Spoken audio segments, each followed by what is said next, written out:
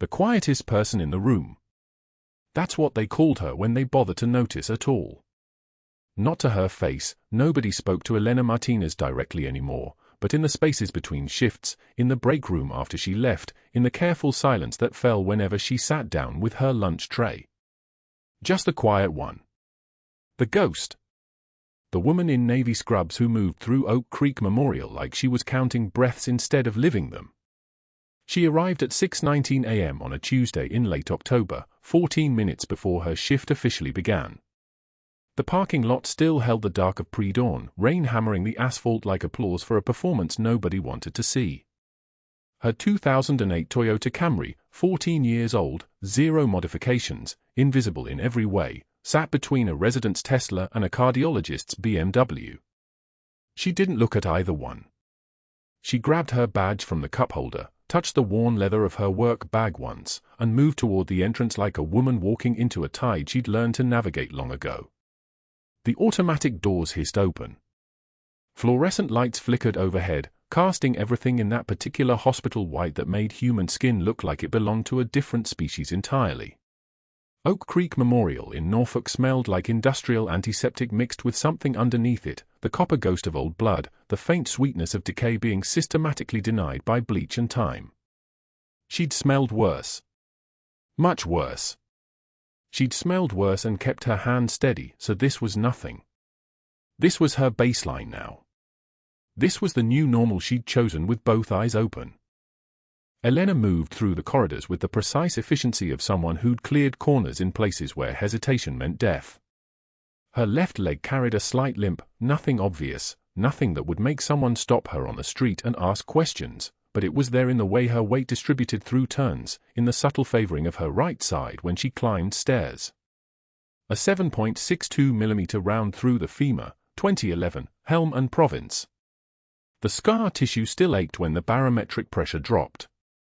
Pain was information. She'd learned that lesson at Camp Leatherneck, and she'd never forgotten it. The locker room was empty at 6:08 a.m. She hung her jacket on hook 7, always the same hook, routine as medication schedules, and opened her gym duffel. The combat boot sat at the bottom, wrapped in a plastic grocery bag, the leather so cracked it looked like dried riverbeds. She touched them once. Just once, her fingers pressing against the plastic, the Marjah dust still embedded in the laces after all these years, earth from a place that had stopped existing for her the moment she signed the discharge papers.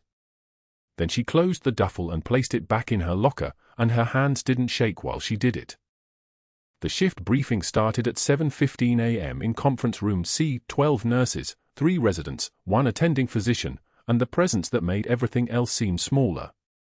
Dr. James Sterling arrived in pristine surgical greens, his scrubs so clean they looked like they'd never actually touched a patient. 6'2", the kind of jawline that could cut glass, silver threading through his dark hair in a way that looked intentional. He smiled the way men smiled when they'd never been told no by anyone who mattered, and he spoke the way men spoke when they believed the room existed only to listen to them. "So I'm on the golf course Saturday morning, right?" His voice filled the conference room like someone had opened a valve. "And my ex-wife's new boyfriend is in my foursome. New Rolex, spray tan, the works. And he tells me," Sterling paused, looking around the table for the reaction he expected and somehow always received, "he tells me he's a life coach." "A life coach?" I told him the only thing he needed to coach was how to swing a 9-iron without looking like a girl. The laughter came automatically. Resident doctors laughing. 2 of the newer nurses laughing. The laugh of people who'd learned that compliance was easier than principle. Elena continued reviewing the patient roster for her section. 72-year-old male, admitted Sunday with symptoms consistent with early-stage congestive heart failure.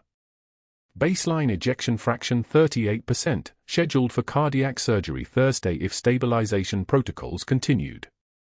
She made a note in the margin of her clipboard and didn't look up. Sterling's eyes found her anyway.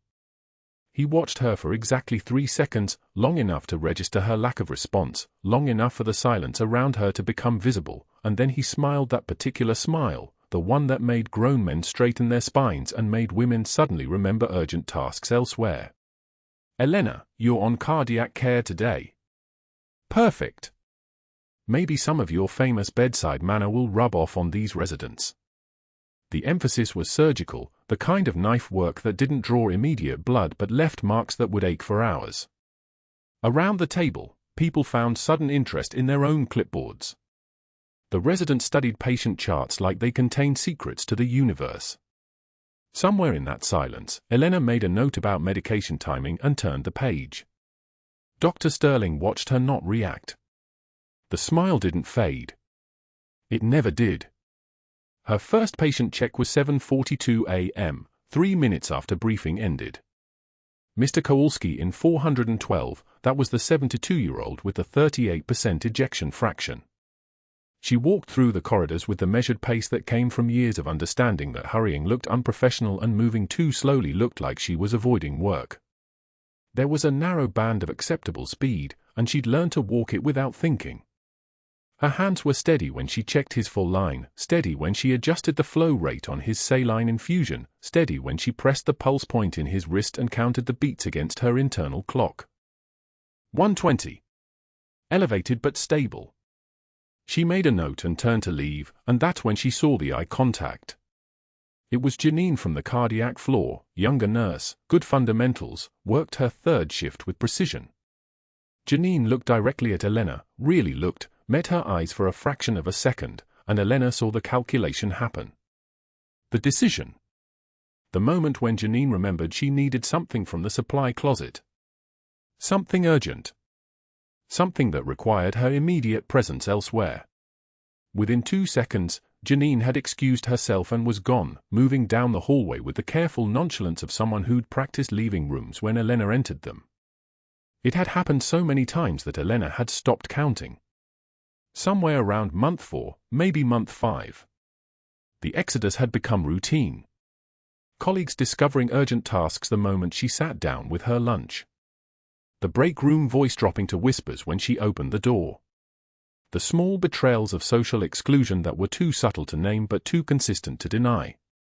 She'd served with men who'd watched teammates die with less visible trauma than what she saw on the nursing floor when Sterling spoke about her, around her, at her.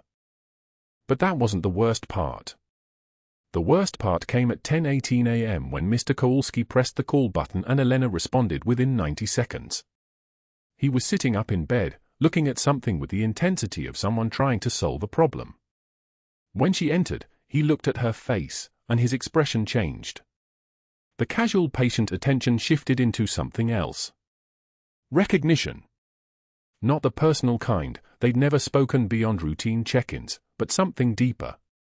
Something that made his hand tremble as he reached for her arm. "Your sutures," he whispered.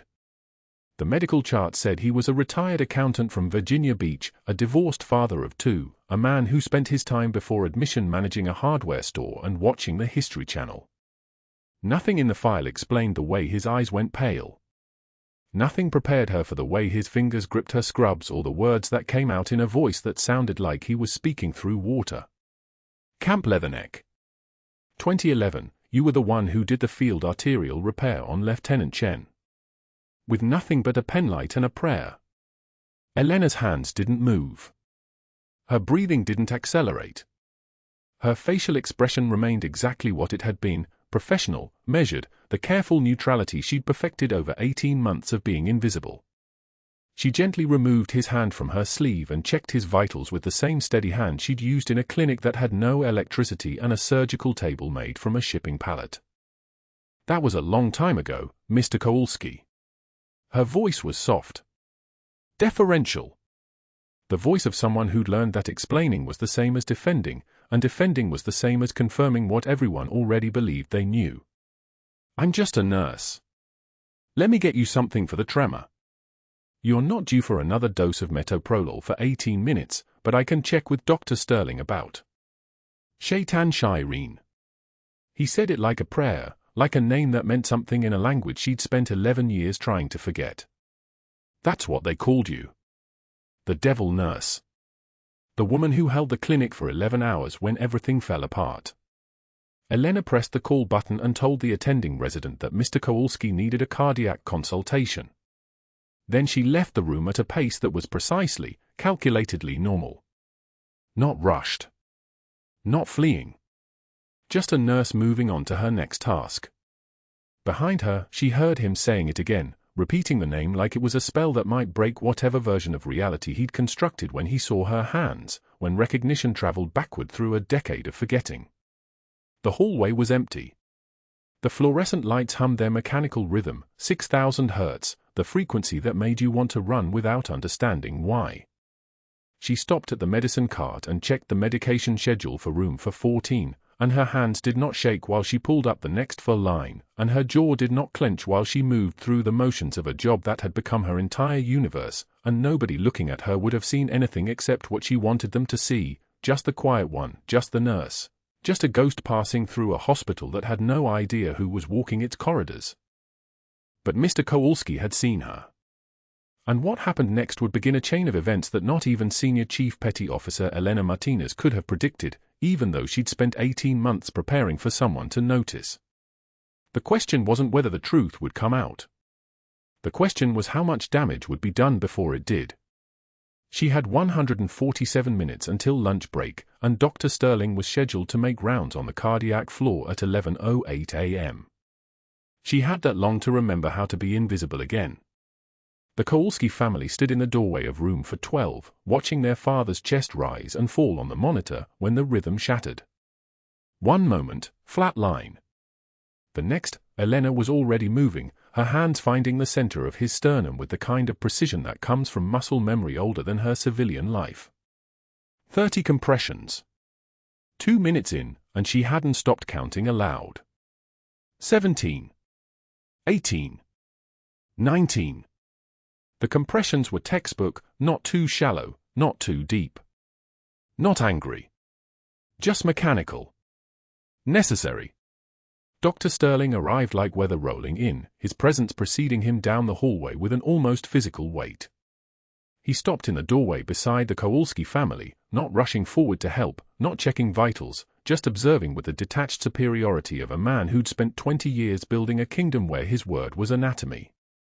"Nurse Martinez," he said, his voice loud enough for the family to hear. "Walk me through your medication timing. I need to understand why we're doing compressions on a stable patient." Elena's hands didn't pause. 31. 32. 33. 17 minutes, she said, her voice flat and rhythmic as a metronome. "Cardiac arrest at 08 for 7, doctor. Medications per protocol. Epi at marker 1, atropine at marker 2. Per protocol," Sterling repeated, leaning against the doorframe with the casual cruelty of a man who'd never had to prove anything to anyone. How comforting. Everyone note that Nurse Martinez believes following a checklist absolves her of thinking. Mrs. Kowalski's face went pale. Their daughter reached for her mother's hand. Elena kept counting. Her hands kept moving. The monitor continued its electronic scream, a sound like metal on metal, urgent and unanswerable. She didn't look at Sterling. Didn't acknowledge the family's staring eyes. There was only the rhythm. Only the work. Only the fact that Mr. Kowalski's heart was refusing to remember how to beat on its own. 30 seconds later, the monitor's rhythm shifted. Sinus. Slow at first, then gaining speed like a reluctant engine turning over. "Sinus rhythm," she said. Sterling nodded as if he'd expected nothing less, turned, and walked away. The family exhaled. Mrs. Kowalski began to cry. Mr. Kowalski lived, but something in the room's atmosphere had already died, replaced by a quiet understanding that Elena Martinez was not someone to be defended, that her presence in a crisis somehow made the crisis worse, at least in Sterling's careful version of hospital hierarchy. 3 days later, Elena entered the break room at 1400 hours, her lunch in a reused container, turkey sandwich, apple, water from home. No coffee from the cafe. No visible pleasure in anything. She sat at the table where 4 nurses were already assembled, their conversation stopping like a severed wire the moment she pulled out her chair. Nurse Jen glanced up from her phone. "Oh, right, I need to check on that patient." She left. Nurse Patel suddenly remembered a call she had to make. Nurse Rodriguez found something urgently wrong with her locker. Within 90 seconds, Elena was alone at the table, the sandwich untouched, the silence carrying a weight that made the fluorescent lights overhead seem almost apologetic. She stared at the wall-mounted television playing a muted news broadcast, something about a city council budget, and ate methodically, chewing each bite the exact same number of times. This happened on Tuesday, Wednesday, Thursday. On Friday, Sterling made his move with surgical precision.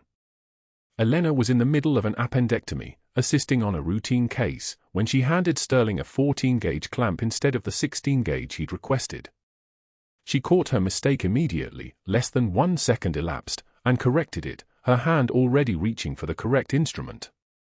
The sterile field was never compromised. The surgery continued without a pause. But Sterling stopped. He set the clamp down on the instrument tray with deliberate slowness, then turned to address the surgical residents observing from the gallery. His voice was loud enough to echo off the operating room's tiled ceiling. "Contamination," he said, as if announcing a diagnosis. "Nurse Martinez has contaminated the sterile field. Everyone see this? This is what happens when you hire based on credentials instead of competence. One moment of inattention. One clamp. One career ended." The residents leaned forward in their masks, eyes widening like they were watching a demonstration of surgical technique rather than a public execution. The surgery continued. Elena's hands moved through the next 2 hours without trembling, without hesitation, without any outward sign that Sterling's words had registered at all. But they had. They registered the way weapons do, precisely, without mercy, designed to wound in places that didn't bleed. The next morning, there was a write-up posted on the public unit board in the hallway outside the surgical suite. The kind of board where staffing changes and schedule updates lived. The kind of board everyone passed 5, 10, 20 times a day. It read, Elena Martinez, failure to maintain sterile protocol during case number 4821, remedial training required, Dr. J. Sterling, Chief of Surgery. 37 staff members would walk past that board in the next 18 hours. The write-up would stay there for 2 weeks. Some would ask what happened. Others would nod knowingly, as if they'd always sensed something insufficient about Elena Martinez. The board would do what Sterling intended, transform a 1-second correction into a permanent record of failure. Elena read it once. At 0623 hours, before the day's shift arrived. Before anyone else was awake enough to witness her standing in front of that board, reading her own public demotion. She took one measured breath. And then a single tear escaped, just one, tracking down the left side of her face like a road on a map. She wiped it away with the back of her hand without breaking eye contact with the board, refusing to give the words the satisfaction of her emotional collapse. Her composure didn't crack. It merely shifted, the way light refracts through water. She turned, and Sterling was standing 10 feet away, watching from the corridor junction like a predator assessing whether prey was worth pursuing. She walked toward him. Not away. Toward. Her voice, when it came, was steady as a surgical laser. "I've kept steadier hands in worse conditions than you can imagine, Doctor." The words came out flat. Not defiant. Not angry. Just factual. The kind of statement that describes something the way you describe the sky being blue, not an opinion, but an observation about the world. Sterling's smile was cold enough to frost glass. "I imagine very little about you, Nurse Martinez. You're not that interesting." He walked past her without waiting for a response. Elena continued to the supply closet, where she would spend the next 4 hours organizing 14-gauge angiocath needles, trauma shears, and bandages with the same precision she'd applied to everything else in her civilian life. She was still there at 1100 when the first code call came through, a patient deteriorating in pre-op, needing immediate assessment. She was still there when the elevator doors at the far end of the corridor suddenly fractured under an impact that wasn't supposed to happen in a hospital that had been running smoothly for 37 years. The sound came first, metal screaming against metal, the kind of noise that triggers ancient survival mechanisms in the human brain. The collision was violent enough to rattle medication carts down the hallway.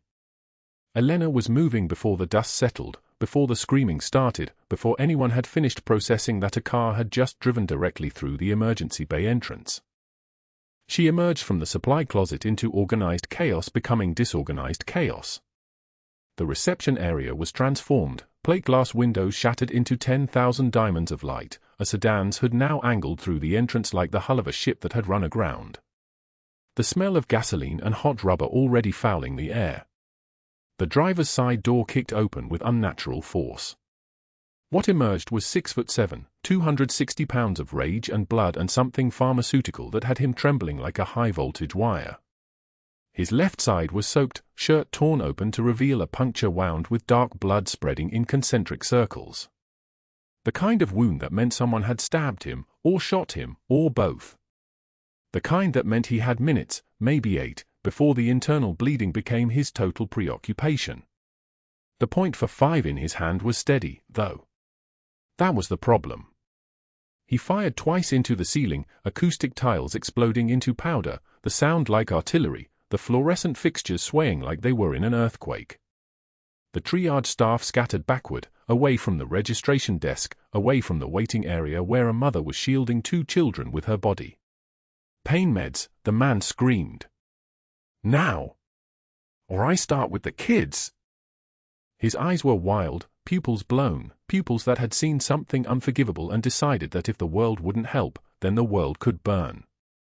He was pointing the weapon toward the pediatric waiting area now, his hand shaking, his breath coming in hyperventilated gasps. Security was 15 feet away and absolutely frozen. The hospital had gone weapon-free 3 years ago, a decision made in boardrooms by people who'd never had to run from someone who'd decided that hospitals were the enemy. No holsters. No training. Just 2 men in blue uniforms watching a human being come apart. Dr. Sterling was crouching behind the nurse's station, his hand reaching for a desk phone like it was a shield. Elena stepped forward. Not rushing. Not dramatic. Just moving forward with her hands visible, palms outward at shoulder height, the way you approach a frightened animal that hasn't decided whether to fight or flee. I see you, she said. Her voice was low. Firm. The kind of voice that had once talked a 19-year-old Marine down from a panic attack in Marjah, that had held steady while bombs fell and blood pooled and someone had to decide who lived and who didn't. You're hurt. I'm coming to help. The gunman's barrel swung toward her face. His finger was on the trigger. His eyes, desperate, terrified, dangerous, locked onto hers. And he hesitated. The sedan hit the emergency bay entrance at 43 miles per hour. Metal screamed. Glass exploded inward like 1,000 diamonds scattered across tile. Elena was in the supply closet restocking 14-gauge needles when the collision shook the entire bay, rattling bottles and sending a box of trauma shears clattering to the floor. She didn't flinch. Her hands didn't pause. She finished placing the last needle on the shelf, then turned toward the sound with the same measured pace she'd used for 18 months to become invisible. By the time she stepped into the ER proper, chaos had already begun its familiar architecture. Triage staff stood frozen. A nurse at the front desk had her hand on the phone. Security was calling dispatch. And through the twisted metal of the sedan's hood, a man was kicking his way through the wreckage. He was 6'7". His eyes had the wild, unfocused quality of someone deep in acute pain and panic. Blood soaked his shirt from shoulder to waist, a dark red stain that suggested arterial compromise, though the bleeding pattern looked controlled enough that his heart was still pushing fluid with authority. He wore jeans and a leather jacket that had been expensive once. The .45 in his right hand trembled the way weapons do when held by someone whose nervous system was flooding with adrenaline and fear. 2 shots fired into the ceiling.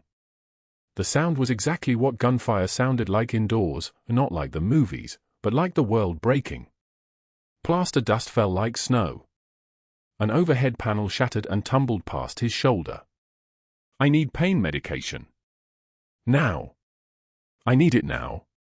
His voice carried the pitch of someone who had already accepted that he might die, which made him exponentially more dangerous. Desperation and a firearm occupied the same space as a thermonuclear device in a wet paper bag. Nobody move. Nobody moves and nobody dies. I just need help. I just need pain medication and I leave. I'm just a guy who needs help. Dr. Sterling retreated behind the nurse's station with the speed of a man who had spent 20 years building a hierarchy based on verbal dominance, not physical capability. His face went the color of old bone. His mouth opened. Nothing emerged. He was a surgeon who made incisions with precision and cruelty in equal measure, and he had absolutely no framework for a 6'7" man with a hemorrhage and a .45 who was screaming about pain. Elena walked toward him with her hands visible and open, palms forward at hip level. She didn't run. She didn't rush. Her breathing was calm, in through the nose, out through the mouth, the same rhythm she'd taught a 19-year-old Marine in Marjah in 2011, a kid named Hassan who'd been shot in the leg by friendly fire and was hyperventilating himself toward a heart attack in the back of a medical tent lit by a single incandescent bulb. That kid had been terrified. This man was terrified. The physiology was identical. The solution was identical. She opened her mouth and spoke in a register that came from somewhere deep in her chest, a voice that had commanded field teams under fire, a voice like a tank idling in a garage, present, immense, impossible to ignore. Hey! Listen to me. I can help you.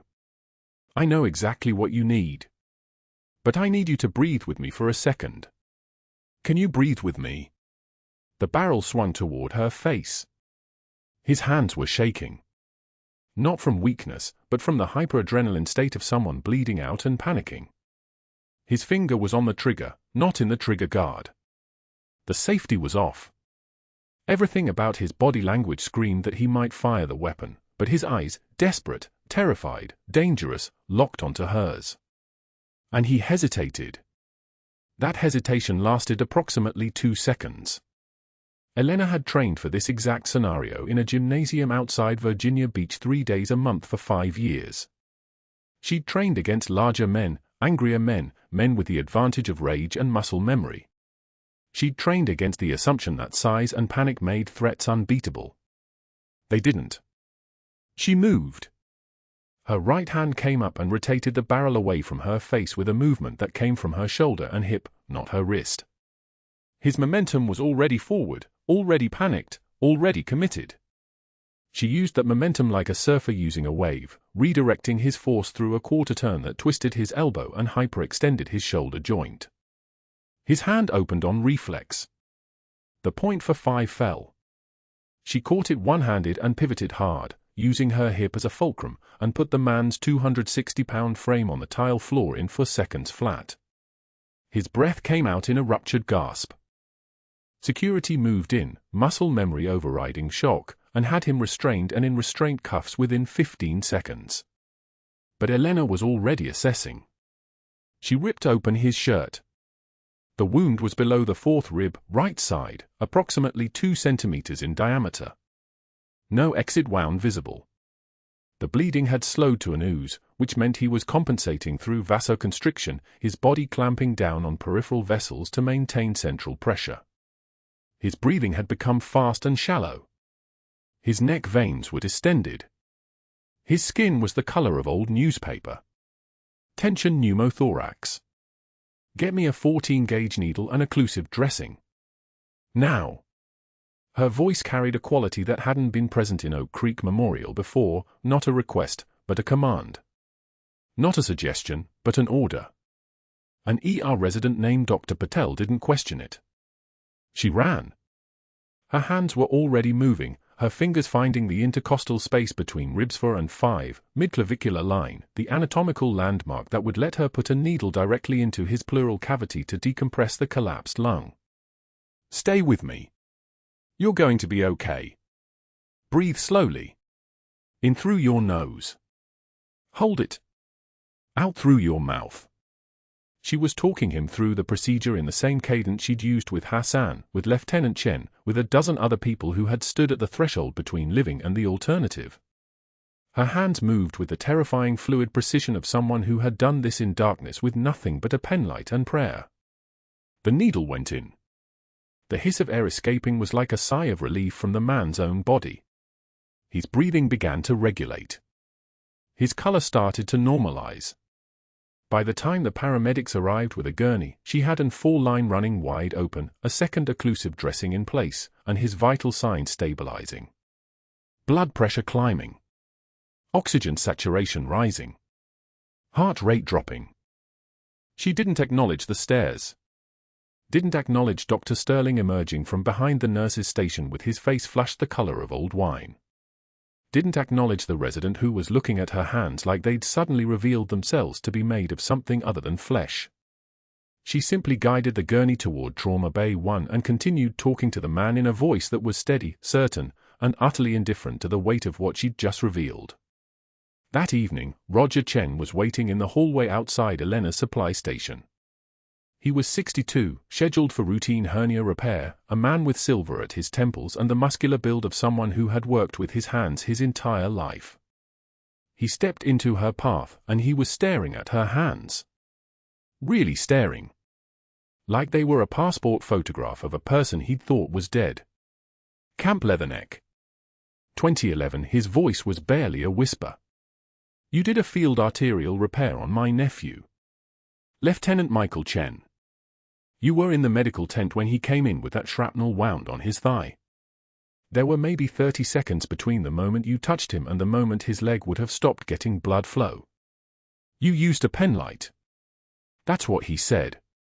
A penlight and nothing else, and you held his artery together while someone else got him ready for the bird. Elena's face went blank. Not the careful blankness of someone suppressing emotion, but the complete absence of expression that trained soldiers developed when they needed to disappear from a conversation. I think you're mistaken, sir. I'm just a nurse. You saved his life. He described you exactly. Said you never stopped talking to him. Said your hands didn't shake. Said you told him about the Marines you knew in San Diego and why you trusted the helicopter pilots and what the hospital in Kandahar was going to do when he got there. He said you made him believe he was going to survive when he absolutely knew he was going to die. And you did. You saved him. Elena pulled her wrist away gently but with finality and walked toward the stairwell.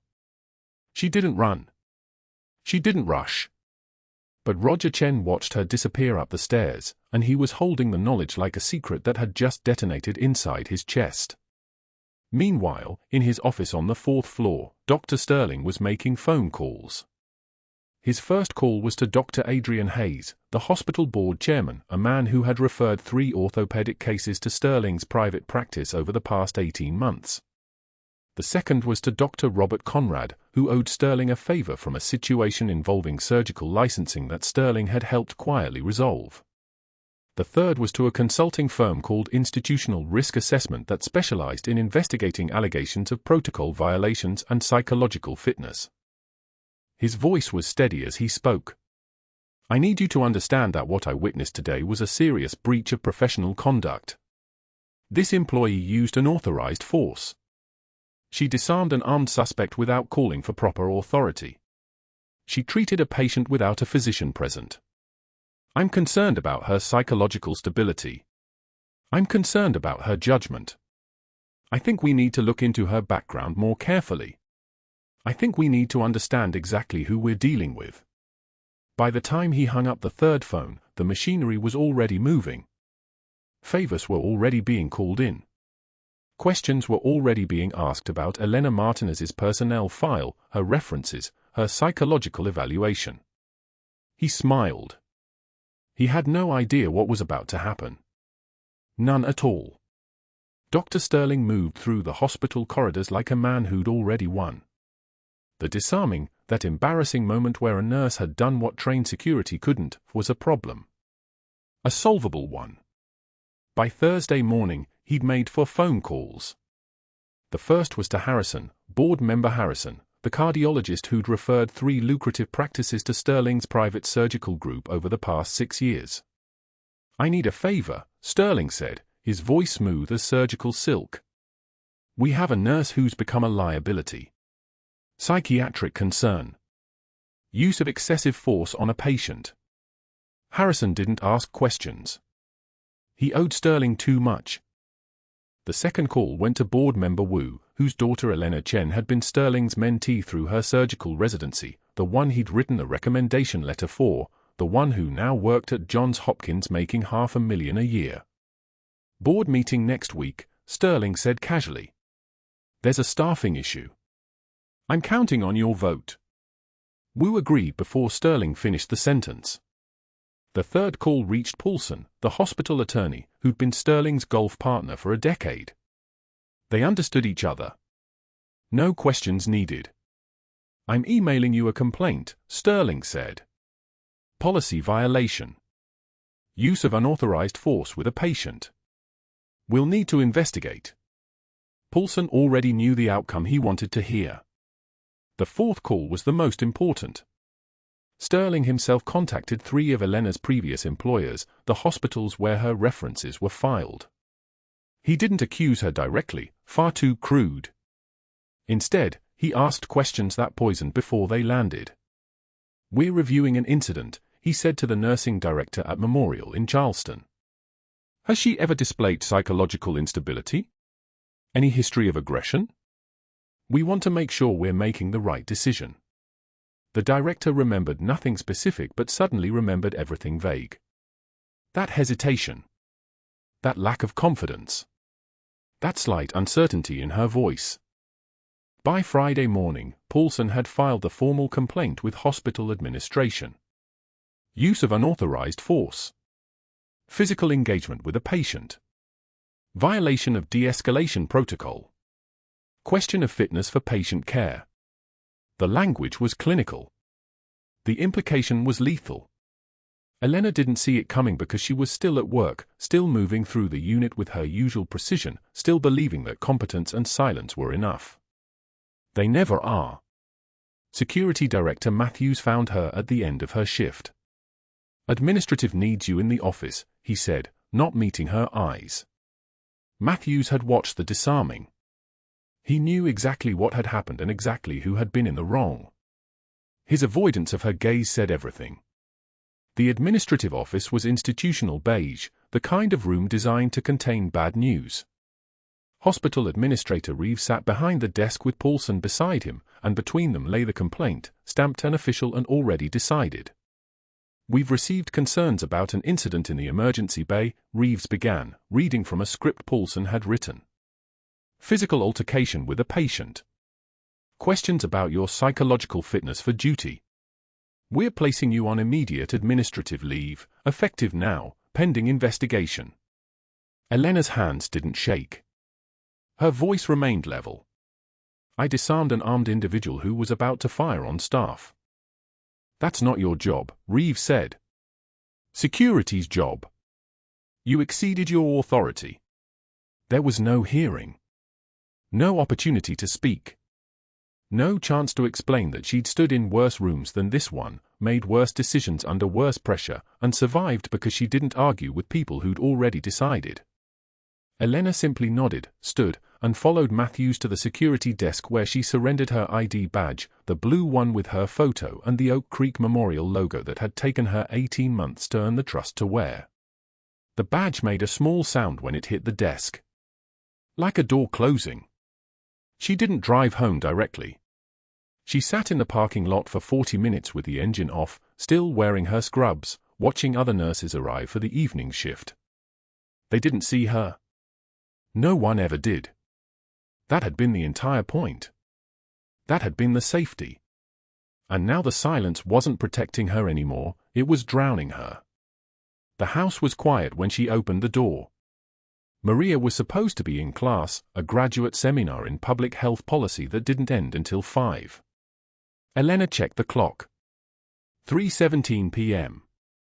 That meant something was wrong, or Marjah had skipped, or the world was just rearranging itself into a shape she didn't recognize anymore.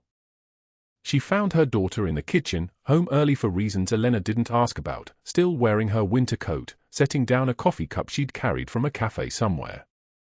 Marjah saw the scrubs immediately, her mother's uniform, and then she saw Elena's face. Mom? What happened? Why are you home? Elena couldn't answer. The words existed somewhere but not in any language she could speak. She moved past Marjah to the garage, to the shelving unit behind the boxes of Christmas decorations she never bothered unpacking, to the sealed cardboard box marked storage that had sat there for 18 months, undisturbed and unopened. Inside were combat boots. The leather was worn soft in places, cracked in others, the laces frayed from use and time. Marjah dust, actual dust from an actual place, was still embedded in the creases near the heel, visible even after all these years, a kind of geological evidence that that place had been real. The boots were heavy in her hands. Real. Impossible. True. Marjah appeared in the garage doorway. "Mom, what are those?" Elena carried the boots back to the kitchen table and sat down heavily, the boots resting on the scarred wood in front of her like a confession she couldn't take back. Her hands came up to her face and the sound she made was not the careful, controlled, invisible sound of a woman who'd spent 18 months learning how to be nobody. It was the sound of a woman whose foundation was collapsing, whose refuge was burning, whose identity was being excavated by someone else's decisions. "I can't explain," Elena whispered. "I can't, there's no way to explain without telling you everything, and I can't tell you everything, and you need to know but I need you not to know, and none of that works anymore." Marjah sat beside her, young and frightened and completely unprepared for the moment her mother stopped being the quiet nurse who worked long shifts and came home tired. "Mom, what are those boots? Where did you get them?" Elena looked at her daughter, the one she'd raised alone, the one she'd built a careful, quiet life to protect, the one who'd never asked hard questions because Elena's composure had made hard questions seem unnecessary, and realized that every moment of silence had been borrowed time. Time that was ending now. "I wore them," Elena said finally. 11 hours. Straight. In a place called Marjah. A long time ago. Before you were born. Before I was a nurse. Before I learned how to be invisible." Marjah reached out and touched one of the boots, her fingertips grazing the dust like she could read the history in it. "What were you?" Elena didn't answer. She didn't have the authority anymore. That answer belonged to people she'd spent 18 months running from, people who were about to find her whether she was ready or not. The boots on the table were the first evidence. And somewhere in the hospital, in the room she'd cleaned and the patient she'd saved, there would be others who remembered. Who would speak? Who would make her visible again whether she wanted to be or not? Outside, rain began to hammer the kitchen windows. It sounded like applause for a performance no one knew was happening. 2 weeks later, federal agents escorted Elena back into Oak Creek Memorial through the main entrance at 7:19 a.m. on a Wednesday morning, and the ICU nurses froze mid-stride when they recognized her. The morning light caught the badge clipped to one agent's belt, gold and heavy with authority. But it wasn't the agents drawing attention. It was the sound of her boots on the tile. The same measured cadence as before, except now something had shifted in how she moved through the space. A patient in the ICU had gone completely catatonic, the on-call psychiatrist reported, refusing food, refusing medication, refusing to respond to his own name for 6 straight days. He was 52, Afghan national, awaiting a visa hearing that kept getting postponed. His name was Hamid Azizi. A translator had been brought in as a last resort, desperate to find any trigger that might pull him back from whatever darkness he'd retreated into, and Hamid had repeated one name over and over in Pashto, gasping it like a prayer, Shaitan Shireen. The devil nurse of Marjah. The American woman who'd held a medical clinic for 11 hours against a coordinated assault, treating enemy wounded even as rounds punched through the corrugated metal walls, even as one of her own Marines bled out in her hands despite everything she could do. The translator's voice went very quiet when she explained it to the hospital administrator. She said the old men in Hamid's village spoke of Shaitan Shireen the way others spoke of ghosts, with reverence and terror mixed into something that transcended fear. The young ones called her a legend. The enemy called her a war crime that walked on 2 legs. Elena's daughter Marjah stood in the hospital corridor near the main ICU entrance at 8:14 a.m., and the morning light made her look like a younger version of Elena except for the fury in her eyes. Marjah had driven to Norfolk the night the federal agents called, and she'd spent 12 hours in her mother's kitchen listening to the full story, not the hospital version, the real version, and the weight of it had settled across her shoulders like a uniform. When the board members and administrators began filing into the hallway to understand why federal agents had descended on Oak Creek Memorial, Marjah stepped directly into their path. Her voice wasn't loud. It carried anyway.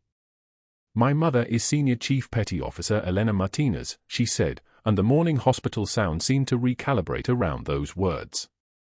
"United States Navy. 3 tours. Marjah, Sanjin Valley, Jalabad. That uniform hanging in our garage isn't a costume. It's who she's always been." Board member Harrison's face went pale. The consulting firm administrator took a step backward. A nurse from the cardiac unit opened a personnel file with trembling hands, Elena's original file, the one that had arrived with her transfer request 18 months ago, sealed and classified, and began reading aloud the details nobody at Oak Creek Memorial had been authorized to access. Enlistment date, September 14, 2007. Service number, N6847SP. Discharge classification, honorable. Security clearance level, top secret sensitive compartmented information. The nurse's voice cracked slightly on that last item. Around her, the hallway had gone so quiet you could hear the ventilator in room for 12 cycling its rhythmic breath. Commander Jack Price arrived from Virginia Beach at 10:03 a.m., and he moved through the hospital corridors like a man who understood that spaces reorganize themselves around presence. 6'3", silver threading through his dark hair, SEAL Team 3 command insignia visible on the credentials clipped to his jacket. He'd flown in through the night on a CR-17 with Elena's full service record and the authorization to discuss what had been classified until approximately 94 minutes ago. When he entered the impromptu assembly of board members, administrators, and hospital staff gathered in the main conference room, his eyes found Elena first, a single acknowledging nod, the kind of greeting that carried history and trust in equal measure. Then he turned to address the room, and his voice was like a blade drawn slowly from a sheath. "Bronze Star," he said, and the first medal hung in the air between them. "Earned in Marjah, 2011, for direct action medical response under fire." He paused. A board member shifted uncomfortably. "Silver Star." The second medal. The room's breathing changed. "Combat medical operations in Sanjin Valley, preventing mass casualty event through field intervention." 2012. Dr. Sterling's hands had begun to shake. They were barely visible, clenching at his sides, but everyone could see it. 2 Purple Hearts, Commander Price continued, and his tone suggested he could continue this inventory all morning if necessary. Shrapnel wound, 2011. Gunshot wound to the left shoulder, 2013. She returned to active duty both times. The silence was so complete it had weight. And a Navy Cross. The final medal, the highest honor. The room didn't just go quiet. It stopped existing for a moment. Combat medical operations in Jalabad, 2014. Sustained heavy fire, treated 17 casualties including for enemy combatants, remained in position for 9 hours after her own unit withdrew. Refused extraction until every patient was stabilized or transitioned to care. Commander Price's eyes were on Dr. Sterling now, and something in their gaze was showing the man exactly what it meant to be in the presence of someone whose professional judgment had been vetted against actual life and death. An FBI liaison stepped forward next, and the moment felt like dominoes falling in deliberate sequence. She opened a folder marked with classification headers that made the consulting firm's director's face go completely white. Senior Chief Martinez's intelligence operations in Marjah between 2011 and 2014 resulted in actionable information that prevented 37 IED attacks. The liaison's voice was clinical, precise, the way people speak when delivering facts that carry immense weight. Coalition casualty prevention directly attributable to her intelligence gathering, estimated 214 lives. 214. The number sat in the room like a physical object. Elena's eyes didn't change. She'd known this number. She'd lived it. But watching it land on the faces of people who'd questioned her competence, who'd written her up for supposed failure to communicate, who'd had her escorted from the building, that was a different kind of clarity. Dr. Sterling tried to speak. This doesn't change the fact that hospital policy was. Commander Price moved his head approximately 3 inches to the left, an almost imperceptible gesture that suggested Dr. Sterling should reconsider finishing that sentence.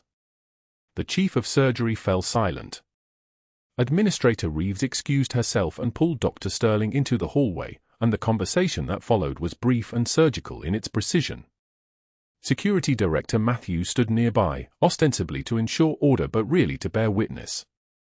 When Reeves finished, her final words carried the weight of consequence. You put a decorated war hero on administrative leave for saving lives. You weaponized the board against her. Every legal liability just shifted to you personally. Dr. Sterling's face had transformed into something unrecognizable, not anger, not fear, but the particular shade of panic that arrives when a man understands that the institutional power he's accumulated for 30 years is about to evaporate in real time. The consulting firm's report was withdrawn before noon. The external investigative firm issued a statement suggesting they'd reached the conclusion that further review was not warranted. Board member Harrison's office called to withdraw the motion for Elena's termination proceedings. Board member Wu didn't answer her phone, but her assistant sent an email. The board will be reaching out with recommendations regarding Dr. Sterling's status.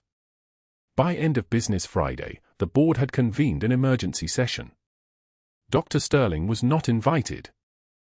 6 months later, Elena Martinez returned to Oak Creek Memorial wearing navy scrubs and a small gold trident pin clipped to her collar, and the pair of worn combat boots sat openly on a shelf in her new office where afternoon light caught the embedded Marjah dust in the laces like something sacred preserved under glass.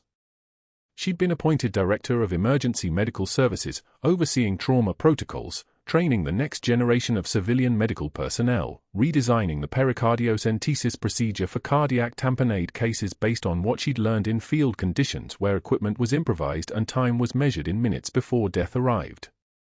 Her daughter Maria visited the office and asked questions Elena was finally learning to answer without the weight of keeping secrets. On a Monday morning in a strip mall parking lot 40 minutes away, Dr. Sterling sat at a folding table outside a discount pharmacy, selling supplemental insurance policies to retirees who barely made eye contact. His suit was wrinkled. His sailboat had been sold to cover legal fees from his own wrongful termination claim, which the hospital had fought with the full resources of its legal department. His medical malpractice insurance premiums had skyrocketed to an amount no reasonable practice could absorb. Board member Harrison wouldn't return his calls. Board member Wu's assistant maintained that she was unavailable indefinitely. His golf partner Paulson, the hospital attorney, had sent a terse email, cannot represent you in any employment dispute. Conflict of interest. No hospital in Norfolk would hire him without board endorsement. No board in Norfolk would provide it. A former colleague drove past the folding table and kept driving without stopping. At Oak Creek Memorial, the staff break room was different now. When Elena sat down with her lunch, people stayed. They asked questions. Nurse Patel asked about field triage techniques. A resident asked if she'd guest lecture on decision-making under pressure. Roger Chen, the hernia patient whose nephew Elena had saved in Marjah, recovered well and sent her a handwritten thank you card with a photograph of Lieutenant Chen, the man Elena had performed an arterial repair on in Marjah with nothing but a penlight and a prayer, now a healthy father of 2, smiling at a baseball field. Hamid Azizi had been granted asylum and worked as a translator for the VA hospital. He nodded respectfully when he passed Elena in the hallway, the old fear still present but transformed into something else, something like gratitude that transcended language. Commander Price visited to present Elena with a framed photograph from Marjah, her younger self, exhausted and blooded, surrounded by Marines she'd kept alive. She hung it beside the boots. Below it, a small plaque read the words she'd told a reporter who asked what sustained her through impossible situations, the words that had become something like a philosophy for how to rebuild yourself after the world has broken you open and looked inside. You do not need a badge or a gun to be a warrior. The trident pin caught the light as she turned from the photograph. Outside her office window, the afternoon was settling into evening, and somewhere in Norfolk, life continued in ways that nobody fully understood unless they'd spent 11 hours holding the line between chaos and care. If Elena's story resonates with you, if you've ever been underestimated and had to prove your worth through action rather than words, subscribe to this channel and turn on notifications. Comment below, would you have walked away from the Navy, or would you have fought to stay visible? And if you know someone whose quiet strength is being overlooked, share this story with them. Because the warriors among us don't always wear uniforms, and the ones who've seen the worst are often the ones who give the most.